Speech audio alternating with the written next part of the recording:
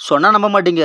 ஏறக்குறைய 1500 ஆண்டுகளுக்கு முன்பு கட்டப்பட்ட ஒரு கோவில். சோழர்களோட 2வது தலைநகரமா இருந்த ஒரு பகுதி. பொன்னியின் செல்வன்ல வர குந்தவையும் இங்க தான் வாழ்ந்ததாக சொல்லப்படுது. இவ்ளோ பெருமைக்குரிய ஒரு இடத்த பத்தி தான் இன்னைக்கு நம்ம தெளிவா பார்க்க போறோம். இந்த வீடியோ கண்டிப்பா உங்களுக்கு பிடிக்கும். இந்த இடத்த சுத்தி பார்த்துக்கிட்டு வரலாற்று தகவல்களையும் சேர்ந்து தெரிஞ்சுக்குவோம் வாங்க. எப்பா, நான் நினைச்சதை விட ரொம்ப பழமையான இடமா இருக்குங்க இந்த இடம். இப்ப நாம நின்னு பேசிக்கிட்டு இருக்க இந்த கீழப்பழையாறைய தலைநகரமா வச்சு ஏறக்குறைய 400 வருஷம் சோழர்கள் ஆட்சி செஞ்சு வந்துகிட்டு இருந்திருக்காங்க. இந்த 400 ஆண்டுகள் அவங்க ஆட்சி செய்யும் போது தான் இந்த கோயிலையும் அவங்க கட்டியிருக்காங்க. கையில என்ன வச்சிருக்கீங்க? பொங்கல். என்ன பொங்கல்? வெண்பொங்கல். இந்த குடுப்பனன்னு ஒன்று சொல்லுவாங்கல்ல, அதுக்கு அர்த்தம் எனக்கு அப்பதான் புரிஞ்சுது. நான் ரொம்ப நாளா வர ஆசைப்பட்டுக்கிட்டு இருந்த ஒரு கோவில். இந்த மாதிரி ஒரு பழமையான கோவில்ல உட்காந்து அங்க கொடுக்குற பிரசாதத்தை சாப்பிட்றதுக்கு ஒரு குடுப்பனை வேணும் தான் நான் சொல்லணும். ஆக்சுவலா இது எனக்கு கொடுத்தது அவர்த முன்னாடியே காலி பண்ணிட்டாரு. இருந்தாலும் அவர் கூட அதை நான் ஷேர் பண்ணி சாப்பிடும்போது மன நிறைவா இருந்தது. அதை திரும்ப பார்க்கும் போதும் உங்ககிட்ட அதை நான் சொல்லும் போதும் எனக்கு இன்னும் சந்தோஷமா தான் இருக்கு.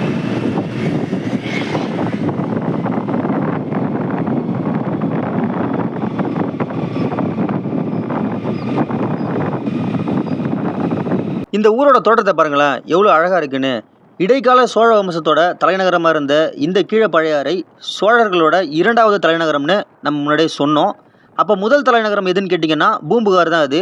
பூம்புகாருங்கிற பேரை கேள்விப்படும் போதே கடற்கரை பகுதின்னு நமக்கு நல்லாவே ஞாபகத்துக்கு வரும். கடலோட சீற்றங்கள், ஆழிப்பேரலை இந்த மாதிரி காரணத்தால் பூம்புகார்லேருந்து தன்னோட தலைநகரை இந்த கீழப்பழையாறைக்கு கொண்டு வந்து மாற்றி வச்சிருந்திருக்காங்க.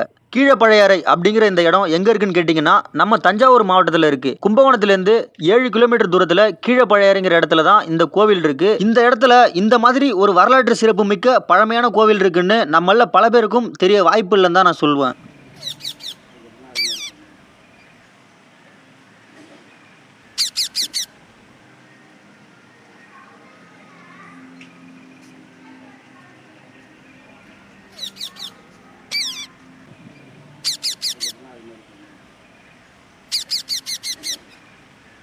கீழப்பழையாறை அப்படிங்கிற பேரை நீங்கள் கேள்விப்பட்டிருக்கீங்களா?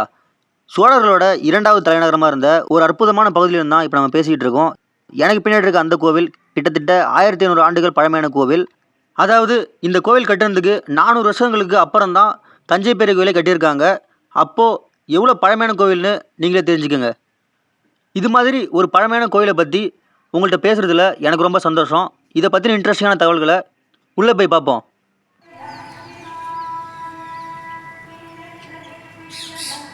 வழக்கமாக கருங்கற்களை பயன்படுத்தி தான் கோவில்கள் கட்டுவாங்க. இந்த கோவிலோட ராஜகோபுரத்தையும் கருங்கலை வச்சு தான் கட்டியிருக்காங்க. இருந்தாலும் இந்த அமைப்போட ஒரு அழகான விஷயமா நான் எதை பார்க்குறேன்னா, நுழைவாயிலுக்கு மேல் மட்டத்திலிருந்து செங்கற்கள் பயன்படுத்தி கட்டுமானத்தை எழுப்பியிருப்பாங்க. அதை பார்த்தாலே உங்களுக்கு நல்லா தெரியும். பல்லாயிரம் ஆண்டுகளுக்கு முன்பே சுட்ட செங்கற்களை நம்ம தமிழர்கள் பயன்படுத்தினதுக்கு இது ஒரு எடுத்துக்காட்டாகவே இருக்குது. இதை பார்க்கும்போது நம்மளுக்கு என்ன தோணுதுன்னா, இந்த செங்கல் வேலைப்பாடுகள் முழுமை பெறல, அதாவது முழுசாக கட்டி முடிக்கப்படலை. யாருக்கு தெரியும், ஒருவேளை இந்த அமைப்பு முழுசாக கட்டி முடிக்கப்பட்டிருந்திருக்கலாம். ஏதாவது சில காரணங்களால் இந்த மாதிரி பழுதாக இருந்திருக்கலாம். இருந்தாலும் இந்த கோவிலோட ராஜகோபுரம் இப்போ இந்த நிலைமையில் இருக்கிறது பார்க்க கொஞ்சம் வருத்தமாக தான் இருக்குது. முற்கால சோழர்கள் வாழ்ந்த பழையாறை அந்த பகுதியில் அவங்க ஆட்சி செய்த முக்கிய நிலப்பகுதிகள், அங்கே ஓடிய ஆறுகளை விளக்குற விதமாக ஒரு தெளிவான படம் ஒன்று வச்சுருந்தாங்க. அதை பார்க்கும்போது பழையாறையை ஒரு மையமான பகுதியாக வச்சு அதை சார்ந்து பல குறும்பகுதிகள் இருக்கிறத பார்க்கும்போது பழையாறை ஒரு பெரிய மாநகரமாக இருந்திருக்கும்னு நமக்கு நல்லாவே தெரியுது.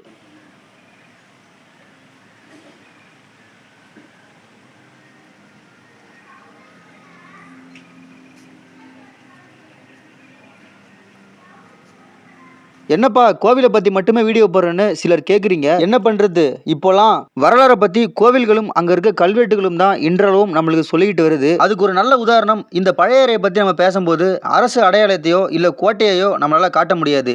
ஏன்னு கேட்டிங்கன்னா, சொல்லிக்கிற அளவுக்கு இப்போ எதுவுமே இல்லை. சோழ பேரரசு வீழ்ச்சி அடையும் போது, அதாவது அழிவுக்கு வரும்போது பாண்டியர்களோட படையெடுப்பு, குறிப்பாக மாரவர்ம சுந்தர பாண்டியனோட படையெடுப்பில் சோழ அரண்மனைகள் எல்லாமே இடித்து அழிக்கப்பட்டிருக்கு. கோவில்களையும் அவங்க அழிக்காமல் விட்டு வச்சதுனால மட்டும்தான் இந்த மாதிரி சோழர்கள் பற்றின தகவல்களையும் நம்மளால் பார்க்கவும் படிக்கவும் முடியுது.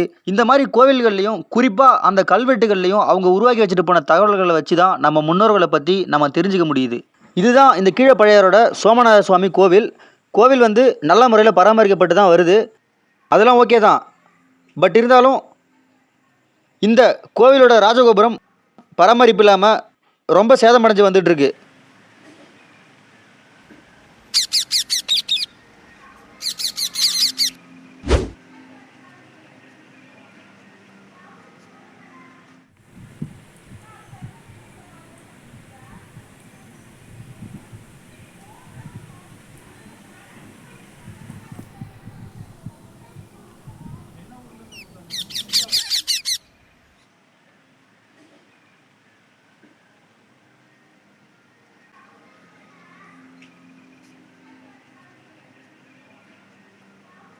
என்ன ஒரு அற்புதமான வடிவமைப்பு கொண்ட கட்டிடக்கலைன்னு நீங்களே பாருங்களேன். இப்ப நெனச்சாலும் இந்த மாரி ஒரு கோவில நம்மளால கட்ட முடியுமாங்கிறது கேள்விக்குறி தான். எவ்வளோ பெரிய வல்லுனர்கள் வந்தாலும் வாய்ப்பே இல்ல.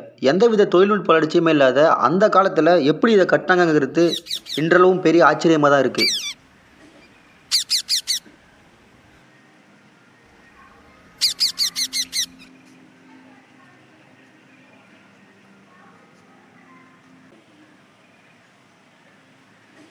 பார்க்க சாதாரணமா தெரிஞ்சாலும், இந்த இடம் எவ்வளோ ஒரு புகழ் வாய்ந்த இடம்னு உங்களுக்கு தெரியுமா? பல நூறு ஆண்டுகளுக்கு முன்னாடி யாருக்கு தெரியும்? குந்தவையும் அவரோட தம்பி அருண்மொழிவர்மனும் இங்க உட்காந்து சாமி கும்பிட்டுருந்துருக்கலாம். பல அரசியல் முடிவுகள் இங்க எடுக்கப்பட்டிருக்கலாம். பல நாடுகள வீழ்த்துறதுக்கான திட்டங்களும் இங்க நிறைவேறியிருக்கலாம். இப்ப இங்க நம்ம நிக்கிறது நமக்கு ஒரு பெருமன்னு தான் நம்ம சொல்லணும். எவ்வளோ ஒரு பழமையான அமைப்புன்னு பாருங்களேன். பார்க்க கல்லு மாரி கூட தெரியல. வெளுத்து போன மாரி இருக்கு. சிலைகள் கூட அரிப்பு ஏற்பட்டு தொட்டாலே உடையுது பாருங்களேன். இந்த சிலைகளோட வடிவமே மாறி இருக்கு பாருங்களேன். ஃபுல்லாவே அந்த நுணுக்கமான பகுதியில எல்லாமே தேய்மானம் ஏற்பட்டிருக்கு பாருங்க.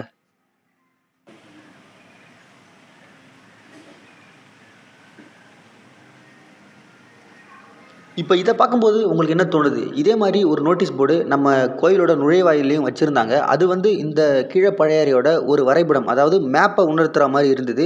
ஆனா இப்ப நம்ம பார்க்குறது சோழ தலைநகர் கீழ பழையாறையோட வரலாற மென்ஷன் பண்ற மாரி தெளிவா ஒரு கட் அவுட் வச்சிருந்தாங்க. பார்க்கவே கொஞ்சம் நல்லாவும் இருந்தது. நாம இதுக்கு முன்னாடி தாராசுரம் கோயில பத்தி தெளிவா ஒரு வீடியோ போட்டிருப்போம். பார்க்காதவங்க போய் பார்த்துக்கோங்க. இப்ப நாம நிக்கிற இந்த இடம் தாராசுரம் கோயில்ல இருக்க ஒரு சின்ன பகுதி மாரி தான் இருக்கு. ஆனா, ஒரு சின்ன வேறுபாடு என்னன்னு கேட்டீங்கன்னா, இந்த மண்டபத்துல இருக்க தூண்கள்ல சிற்ப வேலைப்பாடுகள் ஒண்ணும் பெருசா அந்த அளவு ஒண்ணும் இல்ல. அத பார்க்கும்போதே உங்களுக்கு நல்லா தெரியும். இருந்தாலும் இந்த மண்டபத்துல இருக்க ஒவ்வொரு தூண்களுமே அளவுல பெருசா இருந்தது. எந்திரங்கள வச்சு செதுக்குன மாரி அவ்ளோ அக்யூரேட்டா இருந்தது. சோமநாத சுவாமியோட சந்நிதிக்கு இப்ப நம்ம போறோம்.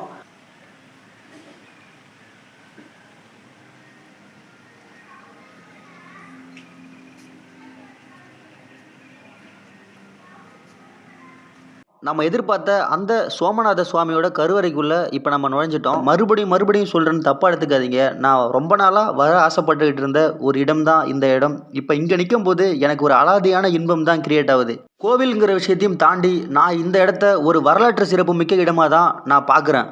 சோமநாத சுவாமியோட கருவறைக்கு நாம இப்ப வந்துட்டோம். எவ்வளோ ஒரு பழமையான இடம்னு பாருங்களேன். இந்த மாரி இடத்துல நிக்கிறது எனக்கு எவ்வளோ சந்தோஷமா இருக்குன்னு உங்களுக்கு தெரியுதான்னு எனக்கு தெரியல. வாங்க அந்த சோமநாத சுவாமிய போய் பார்ப்போம். நாம வாழற இந்த காலகட்டத்தில இந்த மாரி ஒரு கோவில் இருக்கிறது, அதையும் நம்ம வந்து பார்க்கிறது ஒரு வரம்னு தான் நான் சொல்லுவேன். நம்ம வந்த நேரம் கோயில் கருவறையில யாருமே இல்ல. தனியா வந்து ஸ்பெஷலா சாமி கும்பிட்டாச்சு.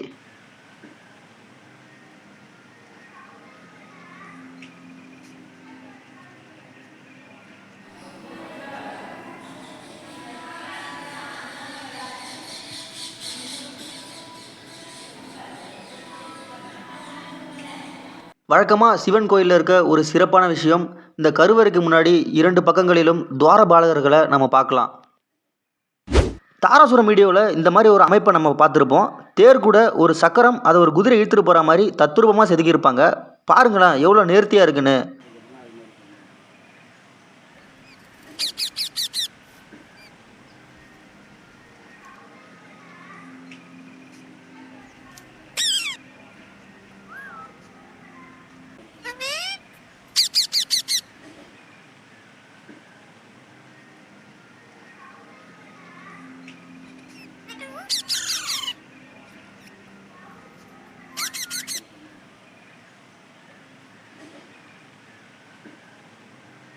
எந்த நாடு போய் வந்தாலும் நம்ம தமிழரோட பண்பாட்டையும் கலாச்சாரத்தையும் இத்தனை நூற்றாண்டுகள் கடந்து நம்ம தலைமுறைக்கும் கடத்துற இந்த மாதிரி சில இடங்களை வாழ்க்கையில பார்க்க மறக்காதீங்க. எல்லா இடமும் மாதிரி இந்த கீழப்பழையாறை சோமநாத சுவாமி கோவில் எனக்கு ஒரு நல்ல அனுபவத்தை தான் கொடுத்தது. அதை உங்கள்கிட்ட ஷேர் பண்ணதில் எனக்கு ரொம்ப சந்தோஷம். மீண்டும் ஒரு நல்ல பதிவிலிருந்து நம்ம சந்திப்போம். தற்போது உங்களிடமிருந்து விடைபெறும் உங்கள் நான் ஆரம் நவீன். இந்த வீடியோவை மேலும் அழகாக்கிய என் அண்ணன் அரவிந்த் ராஜ். இணைந்திருங்கள் ஆரம் யூனிவர்ஸோடு.